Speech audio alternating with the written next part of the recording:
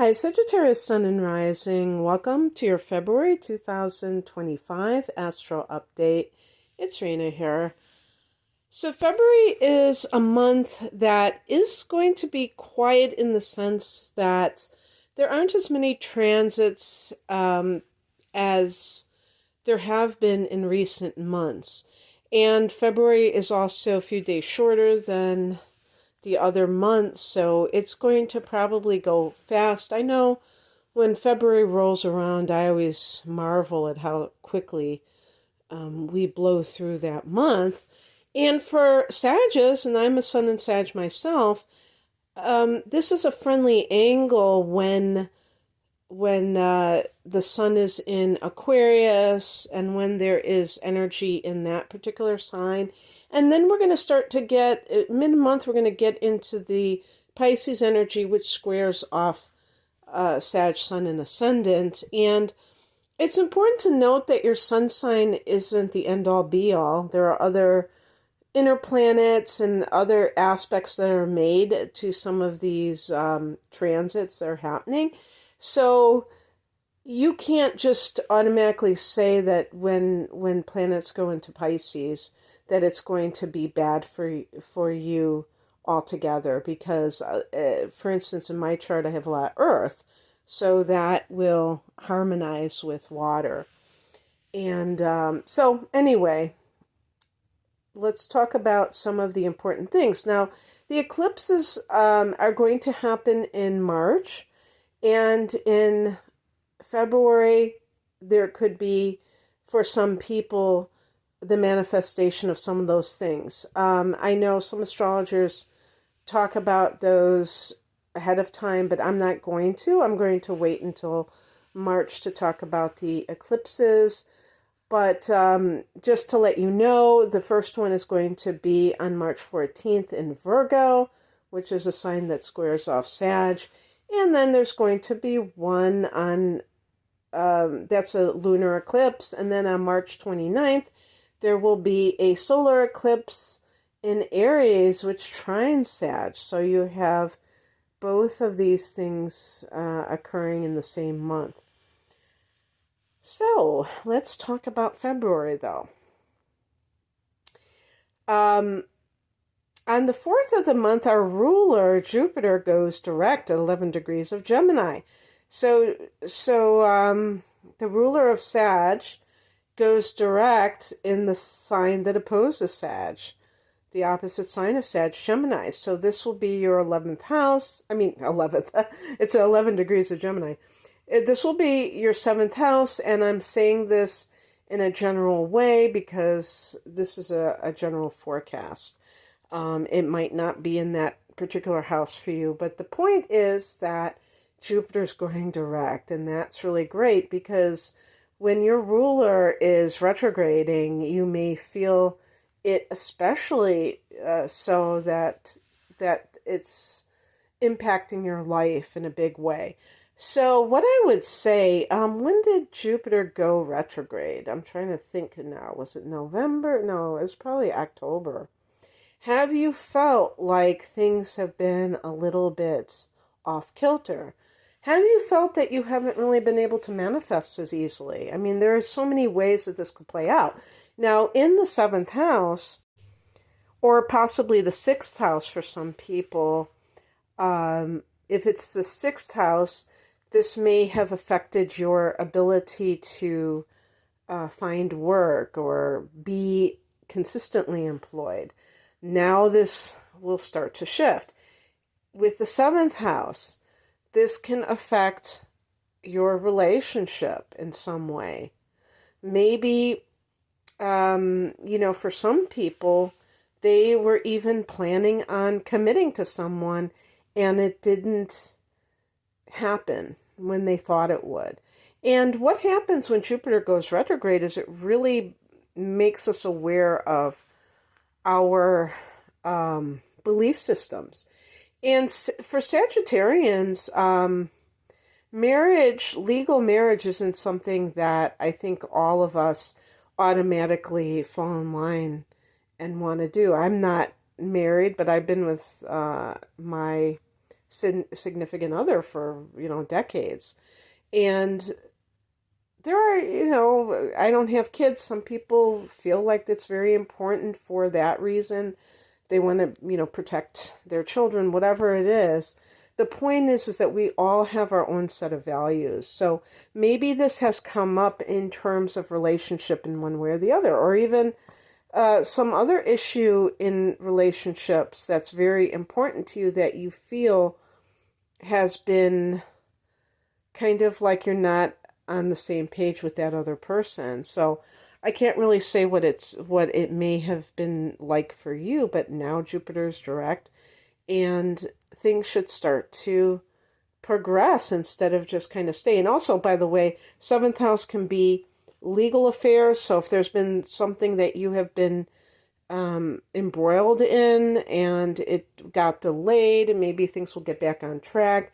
Or also public relations. So this could involve promoting yourself, I suppose.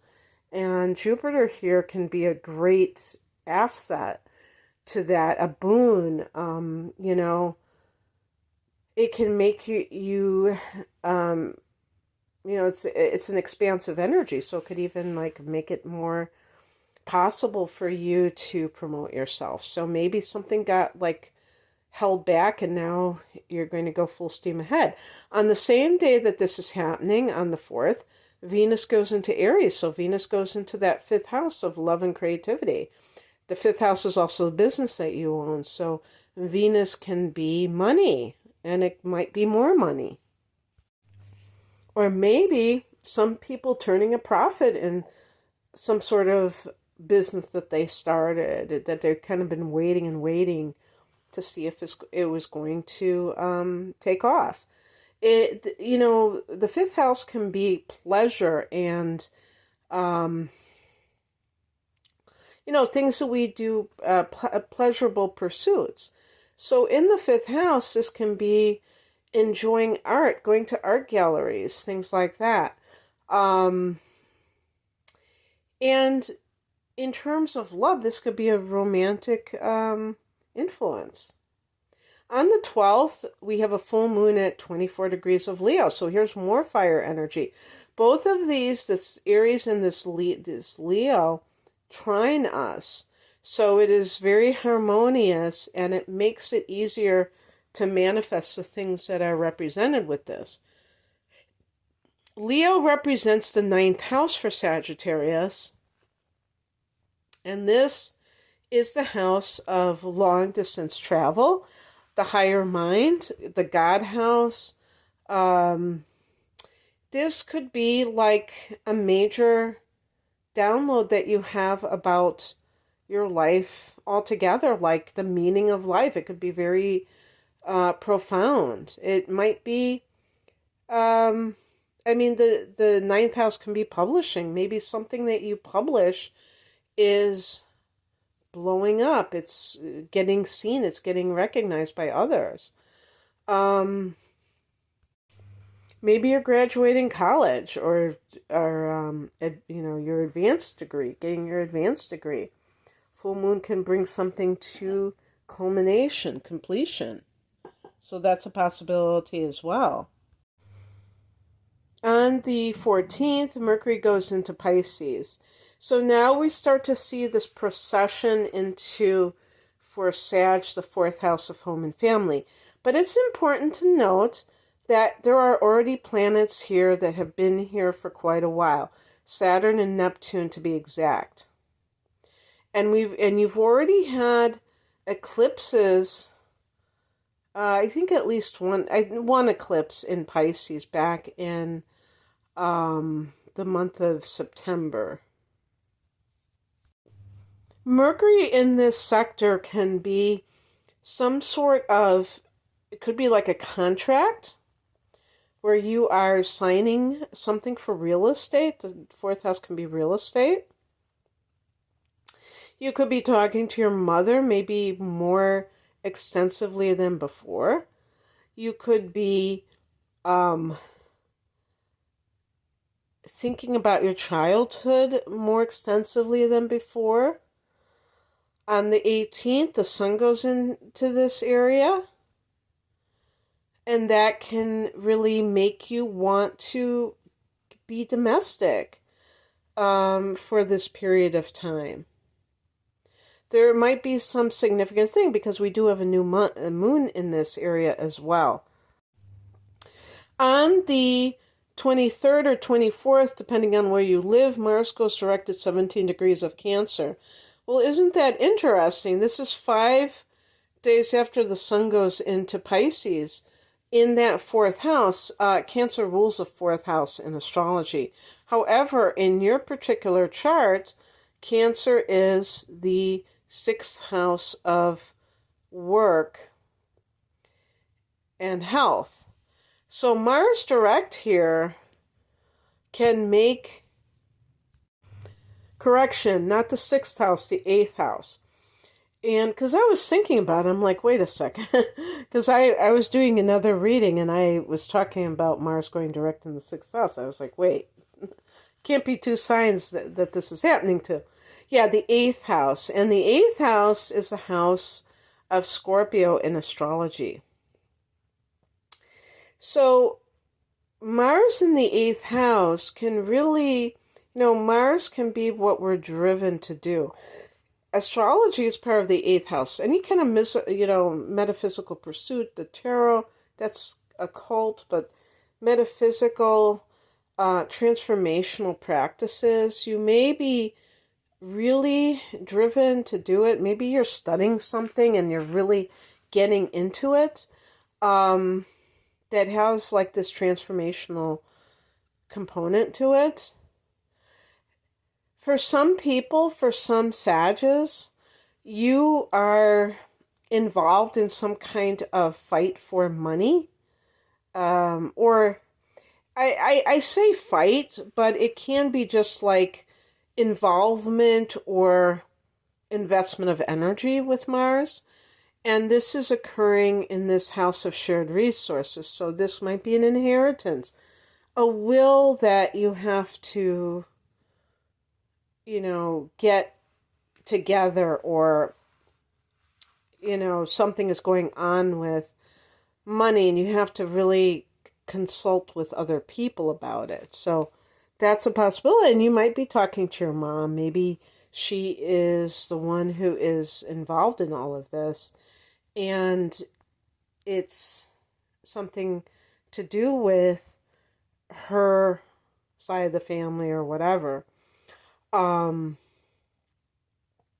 you may, since this is happening in your eighth house, I think overall that you're going to feel like you want to transform yourself at a deep level.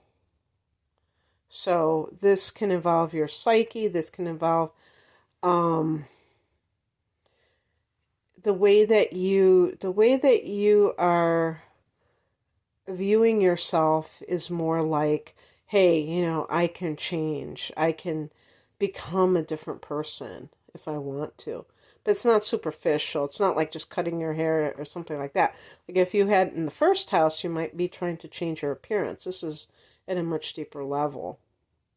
On the 27th, we have a new moon at 9 degrees of Pisces in that fourth house, home and family. And so there may be some new developments. If you're wanting to move or what have you, these kinds of things can start to bubble up and be set into motion. And you never know, because you are going to have a lunar eclipse here in September. So it may be that this is the beginning stages of something, but that it's going to, just keep going on until after the summer is over. Well, of course, I'm in the Northern Hemisphere, but you know what I mean. So anyway, that's what I have for you, Sagittarius. I hope that this resonated and seems like, a good month.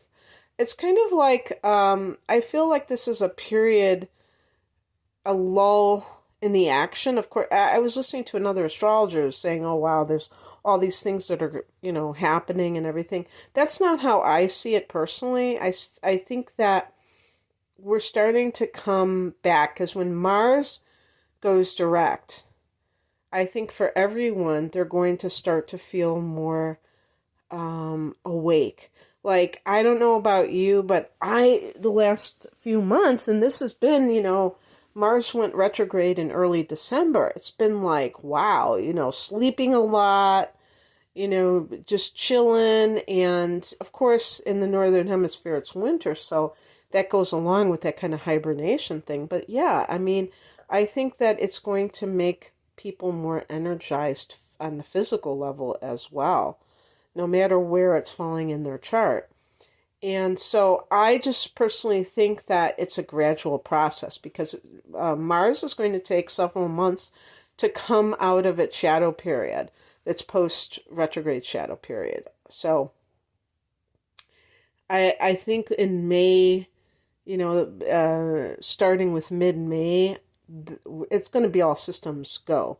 But, in February, we're still looking at 3 months to go, so I think that things just kind of like start because we're going to have a Venus and Mercury retrograde in March, right after Mars goes direct in February. So it's not like we're just out of the woods with retrogrades in these personal planets. So anyway, I just want to say that, and I hope you have a great month, Sag. If you'd like a personal reading, you can click on the link below to see everything that I offer, including my package deals. Thanks for listening. Take care. Bye.